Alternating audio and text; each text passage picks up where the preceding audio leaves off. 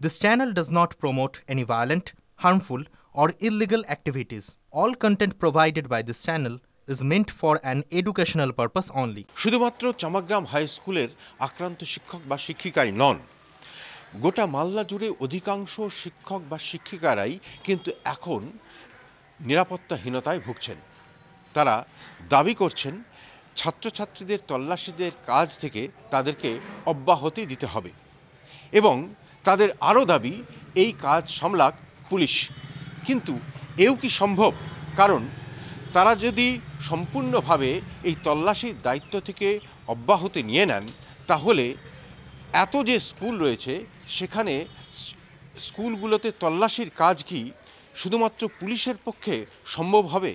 এত স্কুলে এত পুলিশকর্মী মোতায়েন করা কি সম্ভব? এখন এই প্রশ্নই উঠছে। ছাত্ররা যখন হড়োহড়ি করে একসঙ্গে সব ঢুকছিল স্টাফ রুমে, তখনই আমরা বেরিয়ে আসতে চাইছিলাম।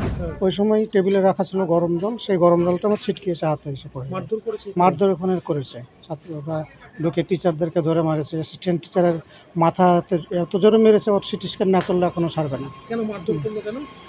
ওই যে ওরা ফিক্সিং করতে দিবে না, ওরা নকল করবে, এটাই ওদের দাবি। চেকিং হচ্ছিল, চেকিং হচ্ছে এরকম হয় প্রতিদিন, ওই রকম এসছি, ফিস্কিং করা হচ্ছে, যত চেকিং যেরকমভাবে হয়।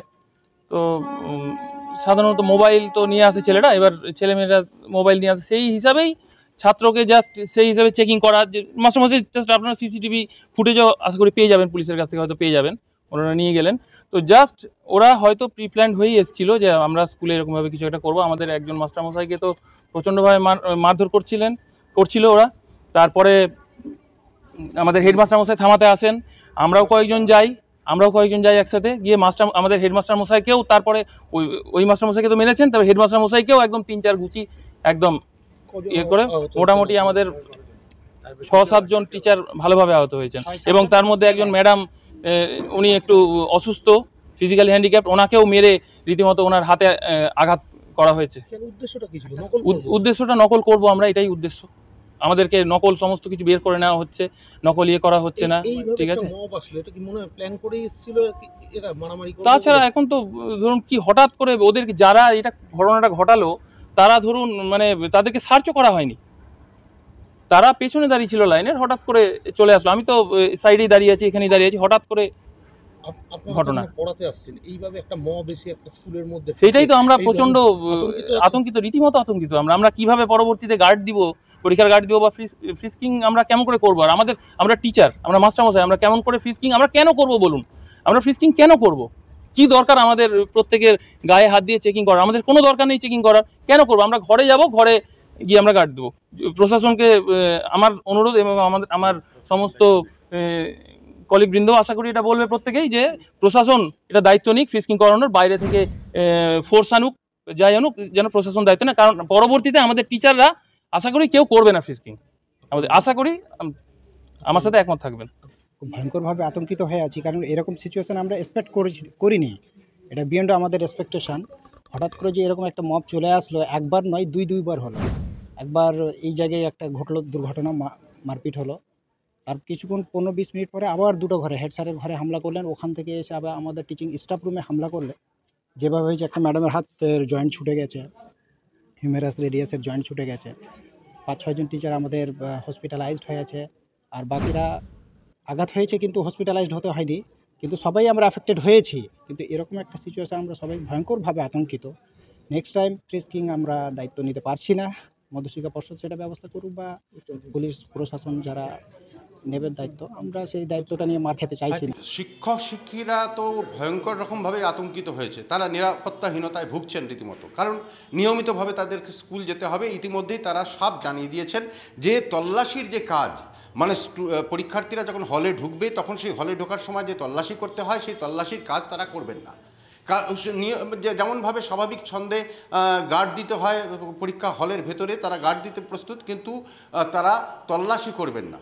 অন্যদিকে যেটা ভয়ঙ্কর তথ্য উঠে আসছে, যে ওখানে ব্যাঙের ছাতার মতো গজিয়ে উঠেছে বেশ কিছু বেসরকারি স্কুল, যে স্কুলগুলোর মানে কিছু যারা অ্যাফিলিয়েটেড নয় সেই সমস্ত স্কুল, সেই স্কুলের কিছু ছাত্র তারা সরকারি স্কুলের মাধ্যমে পরীক্ষা দিতে যায় এবং এই যে ঘটনাটা ঘটেছে চিহ্নিত করা হচ্ছে সেই সমস্ত ছাত্ররাই নাকি ছিল। এই মুহূর্তে আমাদের সঙ্গে রয়েছেন মালদা জেলা পরিষদের শিক্ষা কর্মাধ্যক্ষ ফজলুর রহমান। কি অভিযোগটা উঠে আসছে, কি যে বেসরকারি স্কুলের ছাত্ররা কিভাবে পরীক্ষা দিচ্ছিল, কি অভিযোগ উঠে আসছে, কিভাবে দেখছেন? ওইখানে কি হয়েছে আমার সঠিকটা জানা নেই, কিন্তু কথা হচ্ছে যে বেসরকারি স্কুলে পড়াশোনা করে এবং অন্য একটা সরকারি স্কুলের নামটা নথিভুক্ত থাকে, হ্যাঁ, করে দিয়ে তারপরে তারাই পরীক্ষা দিচ্ছে। সেই হিসেবে তারা পরীক্ষা দেয়। ওরা তো দাবি করছিল যে ওরা নকল করবেই, ব্যাপারটা এরকম, কারণ বাংলার সময়ও তো একই রকমভাবে তল্লাশি হয়েছিল বাংলা পরীক্ষার দিন, কিন্তু সেদিনকে কিছু হয়নি। ইংলিশের দিন তারা কিন্তু এই হামলাটা চালায়। তার মানে কি নকল করার জন্য প্রস্তুতি নিয়েই তারা এসেছিল, মোবাইল নিয়ে যাবে? না, এটা তো আমরা দেখতেই পাচ্ছি যে প্রত্যেক পরীক্ষাতে আমরা দেখতে পাচ্ছি যে একটা নকল করার প্রবণতা সৃষ্টি হয়েছে এবং এটাকে প্রতিহত করার একটা চেষ্টাও শুরু হয়েছে। কিন্তু কথা হচ্ছে শিক্ষকদের দিয়ে এটা ওদেরকে প্রতিহত করা সম্ভব নয়, কারণ যারা 12 ক্লাসের ছাত্ররা পরীক্ষা দেয় তারা এমনিতেই তারা ম্যাচিওর্ড, হ্যাঁ, শিক্ষকদের সাথে তাদের মানে বলতে গেলে মাথায় মাথায় সমান, তারা যে কোনো সময় তাদেরকে প্রতিহত করতে পারে। এবং তারা যখন মানসিকতা নিয়ে আসে আমি নকল করে আমাকে মানে পাস করতে হবে, পড়তে হবে না, তখন বাধা তো মানবে না, এরকম একটা তো পরিস্থিতি। ওরা তো বেসরকারি স্কুলের পড়ুয়া বলে অভিযোগটা উঠে আসছে এবং মোটা টাকা দিয়ে এসছে, কারণ ওরা জানে যে মোবাইল নিয়ে যেতে হবে। কি বলছেন? না, বেসরকারি স্কুলে যারা পড়াশোনা করে মোটা টাকা খরচ করে সেটা আলাদা জিনিস, কিন্তু মোবাইল নিয়ে আসার জন্য টাকা দিতে হয় কিনা এটা আমার জানা নেই। তবে মোবাইল নিয়ে আসবে কেন, নকলই বা করবে কেন? পড়াশোনা করে তাকে পরীক্ষা দিয়ে ট্রেনটা আছে, তার মানে ট্রেনটা তো আছে, বেশ কয়েক বছর থেকে ট্রেনটা আছে এবং এটাকে মানে টাকা দিয়ে মোবাইল নিয়ে যাবে, নকল করবে, দাবিটা এরকম তো আমরা এর আগেও শুনেছি, বিভিন্ন সরকারি চাকরির পরীক্ষা তো আমরা শুনেছি এবং ধরাও পড়ছে। মানে এই পরীক্ষার ক্ষেত্রে তাই, এই পরীক্ষার ক্ষেত্রে আমার টাকা দিয়ে যাচ্ছে আমার জানা নেই, তবে মোবাইল নিয়ে যাচ্ছে, ধরাও পড়ছে। আমিও শিক্ষক ছিলাম, আমরাও অনেক মোবাইল নিয়েছি। একটা ট্রেন্ড হয়ে গেছে, একটা সমাজ ব্যবস্থায় বলতে গেলে আমরা অনেকটা মানে নিচে আমরা অবস্থান। মালদা থেকে ক্যামেরা মুজিবর শেখের সঙ্গে শুভতোষ, TV9 বাংলা।